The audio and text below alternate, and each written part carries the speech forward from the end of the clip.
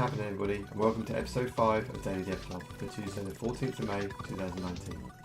Today we're going to carry on with our serverless statistics backend.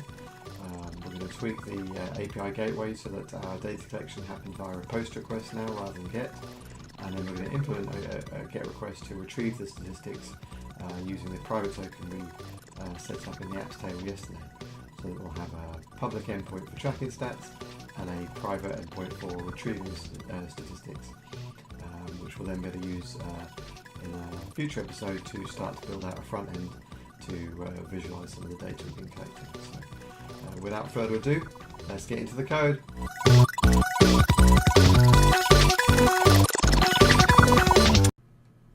Okay, so let's take a look at our API gateway. We have our stats resource there, and currently it's passing through any methods through, so it's sort of an open-ended resource. So it's sort of down to our code as to what we actually, how we handle it. Different HTTP methods, different routes below that sort of thing. Currently we're just handling it as a GET request. We just handle a GET request, and that's so we can easily drop it into a web page and then we collect the stats. But we're really going to need to now change this to be, so here's the code for this, here's our GET request. We now need to separate this out so that ideally this should become a post now for our stats. And then we're going to add a GET function for retrieving the stats, and for that you're going to need the private token. So first things first, let's change this to a post, and then let's do what we need to do on the sort of the client side to still be able to log the stats via a post instead. So update that. Comment nice. Right. Okay. So this all stays the same. So even though we're doing a post, we'll keep the app ID in the query string, and the rest of the data is still being sort of inferred. So we can extend this now it's a post later on to maybe have allow other details to be sent from the client side as part of the body of the post. But for now, this should still all be fine. We just want that to work solely via a post so that we can then add our GET function in a minute. So with that done,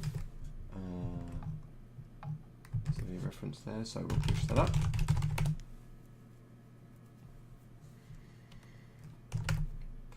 And while that's pushing up, let's take a look at our code. So here we just had this, which we know is going to be sort of referenced via a GET, and so it sort of worked out of the box. But let's just turn this into a little bit of client code on the front end instead, so that we can make sure that it fires in via post request basically. So we can use fetch, and that would be like the old GET request we did, but now we can supply additional options to it. So we'll say we want a post method, and we'll also specify the headers so that it can hopefully make sense of the response coming back by telling it we want to do everything via JSON basically.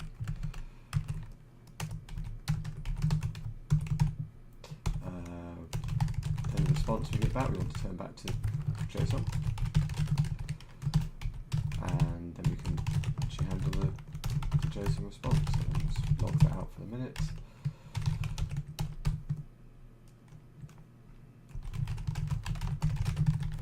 And we'll do that. So that's simple enough. It's now going to do a post to the same URL, but to a post, tell it we want JSON, and then just sort of print out the log what comes back. Obviously, when if you want to start using this on different web properties, on different apps, you could then package this up into just a small JavaScript file that you put on a CDN or something like that, and then go back to referencing that file just with a script tag that you can just drop in wherever you want, and just pass in the different app IDs to different properties, that sort of thing. But for our purposes now, this will do. Let's have a look, see what we get on here. Okay, so when this is done, we will give it a test. Okay, so that's all done now. So let's fire up our static server to test our the client side of our statistics. Now our test web page over here. Let's just keep an eye on this, and we'll refresh. So let's have a look. Okay, and that seems to work. So in here we have the call being made as a post. We're getting a response back now, as we're setting the, gives us the option to set the header for the JSON response time. We're getting the response back, which is good. And then obviously here we're logging that out, which is nice, so we can see our statistic is logged out here. So we could do something like make this a bit more useful and say now logged statistic. You know what format that's going to take, so statistic ID. And then we refresh, you can see it just does that. So if we come over to here, we go to our requests. We should be able to see our requests from today. Where are we at? 14th. That's our request there. Let's go again. Yeah, so that's going through nicely. So that's coming through as a post now, which is great. Like I say, we could wrap this up into its own JavaScript file. We drop into various places and just pass in the app ID, but this will do for our testing purposes now. So now the next thing then is to add a get call. We want an API call to be able to retrieve statistics now. So that means we're going to add a new handler in here, a new route effectively in terms of the Express app that we're running. And we'll add some logging just in case we need it. And in here then we're going to want to filter on a private token, essentially. So like here, we were filtering to make sure that the app ID that was passed in existed. We actually want to do something very similar, but we're going to do the private. We're going to use the private token. So we will just call it token in terms of the query string. That's what we'd expect in. We want to make sure it's not blank. And then the table is obviously the apps table. Yeah, that's right.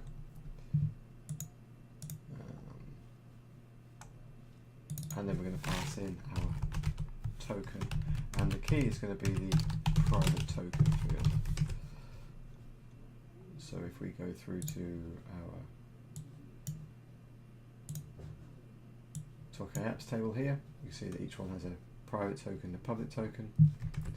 And actually I just realised that yesterday, so in this code where we're validating, we're actually validating the ID, aren't we? Not the public token, so we don't necessarily need the public token. So I did sort of mention yesterday that actually having the 3 tokens, we could use the ID, which is generated in the same way as the public tokens. And I ended up using that as the filter to make sure it exists anyway, rather than the public token. So we're not really using that one. But that's fine. It's still a sort of token that's likely to be unguessable, which is the main thing. And obviously the idea behind having a separate private token is that the public token is going to go into our web pages for tracking stats. People can see that, so we don't want to use that same token for the same app for what are essentially private API requests to retrieve the data now. So that's the public side to post data, and we want to use this private token for retrieving data. So private token. Again, it's an equality operation we're filtering on. It's the apps table. Editing the wrong one. Yeah, right, back up here. Yeah, so in the get root, private token, an equality operator, and we're using our token from the query string there. We make our query. If there's an error, we'll say error finding app with token. That's fine, and the error gets passed back up. Close that out. Okay, so and then obviously here we made sure that it actually exists. So the query might fail, or obviously what might happen if someone specifies a token that just simply doesn't exist, the query will run fine, but there'll be no data. So again, we need to check to make sure that actually exists, and if not, we're going to handle that scenario. So again, we will raise up an error message. So here we'll say unable to find app with token, and copy that into here.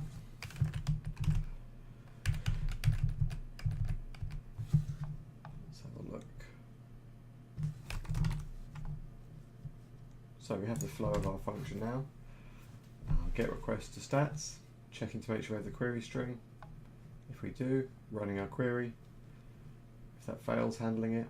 If it doesn't, checking the actual item. If we don't have the item, handling that. If we run the query, it's run fine, and we found the app, then we know we're good to go. So now we can run a subsequent query, which is where, so here the meat of our function was actually posting something, but here we're going to want to run a query on the request table now to pull out some data. So we will call that request params, or stat params, we'll call it stat params. Our table name now is going to be our requests table, and we need to filter, so we want to filter on the app ID. So again, we go back to what we were doing before, app ID.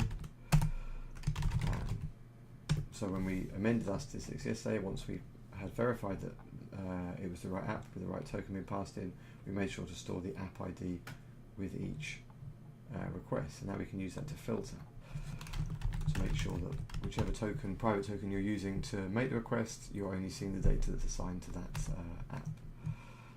So again, quality operator for doing that, and the value we're going to use is from our response when we looked up our apps via the private token.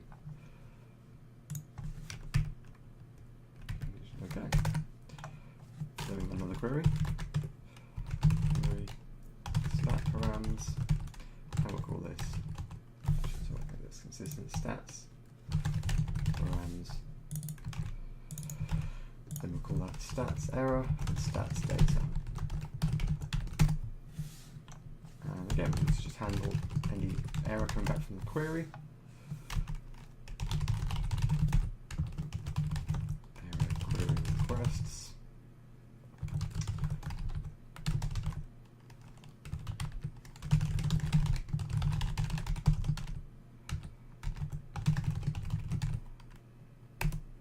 And then we return it as part of the callback, so we finish our function.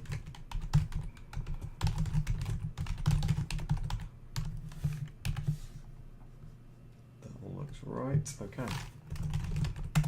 But assuming it doesn't fail, then we want to have our successful callback. So here, when we logged our statistic, that's what it looked like.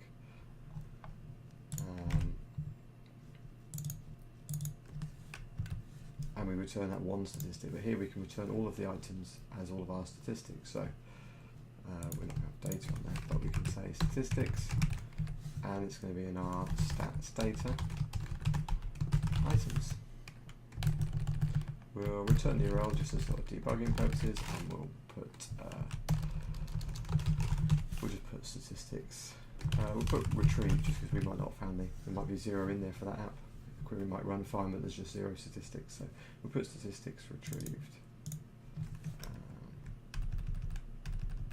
And actually, again, useful might be to put the count as part of the high-level JSON response. Okay, so that's the flow and the meat of our query function now. We're making sure that it's validating what we need to validate, and then we're using that particular app to actually query and to make sure that we're pulling out the right data. So let's give that a push up, and then we can give it a test. Okay, so that's pushed up. We can give this GET request a test now in the same way as we did before using the API gateway. So if we just do a blank test, we see no token specified, so it's handling that error. Let's specify a token. Let's specify one that we know doesn't exist. And okay, so we're getting a query error back. So query condition missed key schema element ID. So it looks like Dynamodb doesn't like that we're querying and not including the ID. Obviously we don't know the ID because we've only been given the private token. So so it basically wants the partition key in there. However, when we set up the apps table in the episode yesterday, when we ran through the CLI, it did give us the option to add secondary indexes to the DynamoDB table. And so if we have a look in the config, so this is the cloud formation JSON that Amplify generates for us, we can see that if we search for index, we see it's configured these global secondary indexes, and we did add indexes on both the public and the private tokens. So if we specify which index we want in the actual query, and we change it to use the private token one, we should hopefully be able to then filter on that key, and it won't worry about the partition key not being in there. So in our query params, we're going to need to specify an index name, and we'll specify a private token, and hopefully we should be able to use the key that we set up for that index to actually do the filtering, and that query will work, and we'll sort of keep going through the flow of the function. So let's see if that little change fixes our issue or not. Okay, so that's all pushed up, and we're now using the correct index. So let's retest our Lambda. Okay, so now we're getting a permissions error. So we had this yesterday when we were querying the stats table, I think. Oh no, we did add the permission for the stats user to the apps table. But, oh, okay, so here it wants a specific permission on that particular index. Okay, let's hop over to our IAM. That's our Lambda role. Let's have a look at the policy then.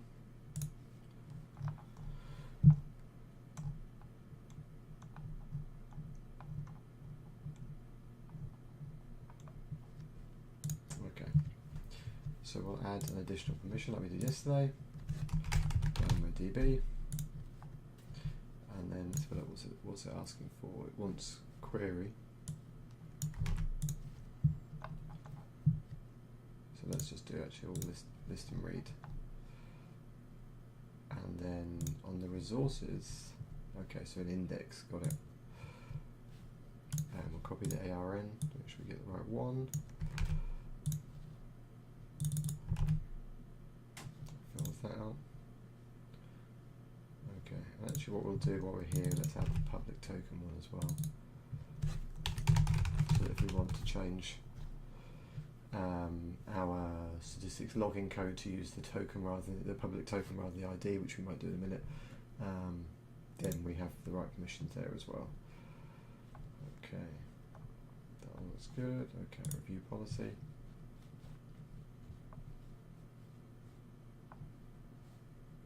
Save changes.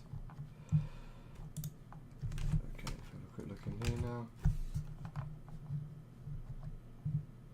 There, so we have our DynamoDB list and read queries on those tokens. So let's go back to our gateway, retest. Okay, so there we go. So now the query is working. Unable to find out with token 12345, which we expected. So let's just double check. We'll try it with an ID. That shouldn't work either.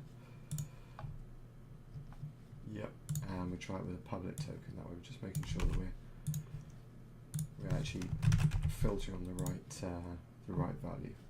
Okay, and then hopefully, if we try it with a private token,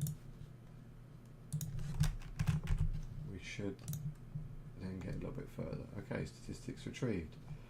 Now for that particular ID, we've got no statistics, so let me just double check which one we're using for testing. So it was this one, so let's use the private token for that ID. We know the statistics logs for that particular ID. If we have a quick look in here, app ID, yeah, so they were using that, so it should be 7 returned. So let's have a look when we use that one. Okay, so we're not getting any statistics back.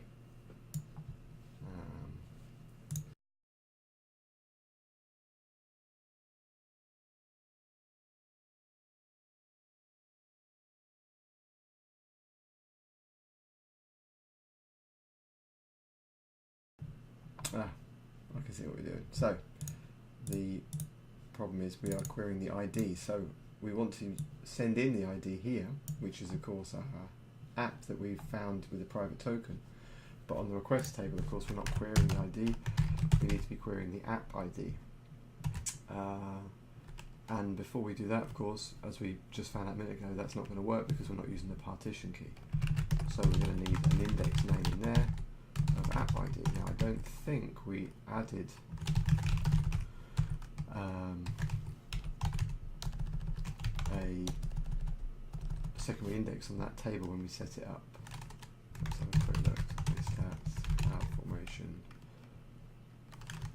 Try and find the right one. That one. Index.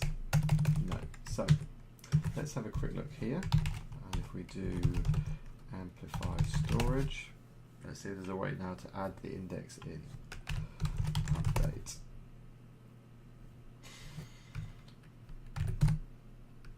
So we want to add to the Toke request table. We don't want to add another column. We do want to add another index. Brilliant. Oh, it says we don't have any other attributes remaining to configure. Okay, that's because we didn't actually tell it about the app ID. We just were sending the app ID through. Obviously, being a NoSQL schemaless database, we can just, as we've seen, just send through and save whatever data we want in there. But to actually use a column in a particular way, like a partition key, a sort key, or an index, we need to actually let it know about it ahead of time. So it's schemaless for sort of storing additional data, but for doing important operations, we need to have some semblance of schema there. Okay, so let's hop out of that then, and we will add a column. So back through this, NoSQL database, okay, request. So we'll add our column. We'll call it app ID. That's what we've got in there already. And a string. No existing column. Yes, we want to add an index. Skip that, and we'll call. We're going to use app ID as our partition key for this particular secondary index. No more secondary indexes, thank you. Yes, we'll overwrite that.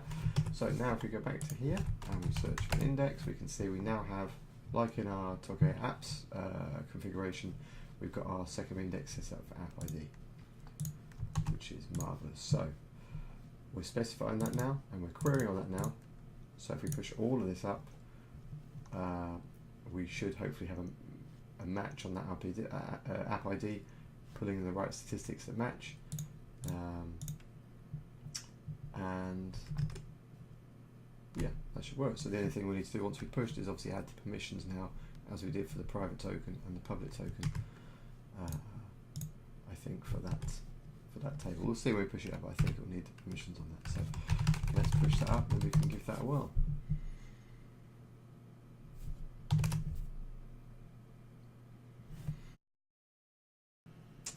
Okay, so that's pushed up now. A new index will hopefully be on there. Let's have a quick look and see. I think we'll need to add permissions for it, so let's rerun that. Yep, so again we need to add permissions now for the app ID index we just added. So we go back in here. We will edit our policy, add an additional permission again. Just run through this real quick. Dynamodb, list and read, resources, index. That's the app ID index. Yep. And we'll save our changes. Make sure that's in there. App ID index. Right. Let's retest again. Okay, and there we go. So now that's working. Has the right permissions. We're using the right index. We're using the right key now. And you can see that we have our 7 records, which is what we had in here. And it's returned the data for us. So we've got all that user agent, IP address, which URL, hitting all that sort of stuff being returned now. One thing we'll do is we'll just tweak the code we had yesterday. Where are we at? In here. To use the public token rather than the app ID. So at the minute we have the ID, the private token, the public token all being generated when we create a new app in here. But we're actually validating the stats collection with a public call on the ID rather than the public token. So we're not using the public token at all. So let's just tweak that. So if we change the rules on this slightly, we're going to expect a token on this as well. That's some consistency then between the two stats calls. We're always expecting a token. It just depends on which caller, so whether you use the public or the private token. We'll change this, so that's this token. And we'll say that's token. And in here again. Token.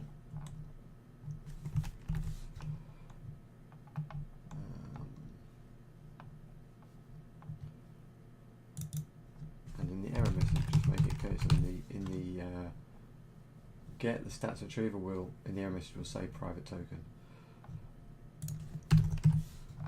and in the post will say error finding app with public token. Just to make it clear which one's which. So that's all fine. So up here we need to use the public token as the key, and again we need to add an index for it. So we're going to use the public token index. No, sorry, we already have the indexes. We had them yesterday, didn't we? So that's already there, ready for us to use, which is good. And we already had the permission before, which is handy to save some time. So now we're doing the right querying in here, token, token, token, through token. When we found it, we're still going to use the app ID, obviously, as our reference on the statistics. So that now we have a bit more separation in terms of the posting of data, we use the public token, the retrieval of data, we use the private token, and mapping the app to the statistics itself, and for filtering, internally we're using the ID. So that works nicely. Let me just double check the query we're doing up here. So when we pull out the stats, yeah, we're using the app ID there rather than the app ID coming in. So okay, let's give that a push up, and we will see if that works. Okay, all pushed up. So it doesn't affect this particular call. Obviously, this is the statistics retrieval with the private token, but it will affect our data collection. So if we go to our request table, and then when I do test here, look, we'll see now we're getting an error. Network tab. Yeah, no token specified. So we need to change our call now on our client side code here. Change that to token, and then obviously that should still fail because we are using the app ID. So unable to find app ID with app ID. Oh, interesting. So I think that one. In the post, unable to find app ID. Oh, one more place we weren't using, just in the error message we weren't using the token, using the app ID. So I'll change that for next push, but if we go back to here and our apps table, and we are using A36 ID, so now we need to switch to using the public token. So we'll copy that out, and we'll pop that in here.